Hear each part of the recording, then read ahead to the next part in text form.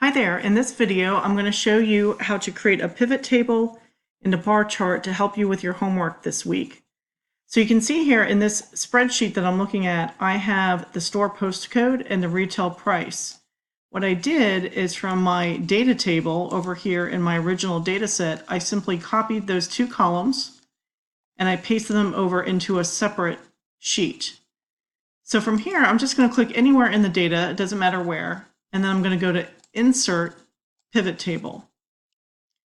I'm going to put this in the pivot table in my existing sheet and press OK. And then you'll see over here on the right-hand side, I have some options that I need to choose. So I'm going to choose both store postcode and retail price.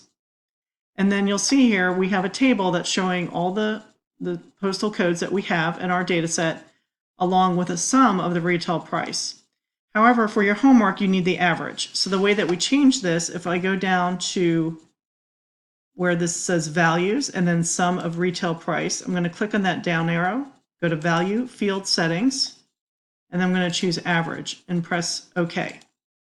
And now you'll see I have a pivot table here that is listing the averages. From here, I'm going to want to create a bar chart. So I'm going to go to Insert, Recommended Charts,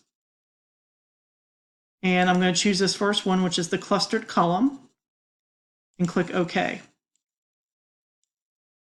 And you can see from here, you should be able to see fairly easily which stores are performing highest and which ones are performing lowest, so that you can answer your question on the homework regarding this.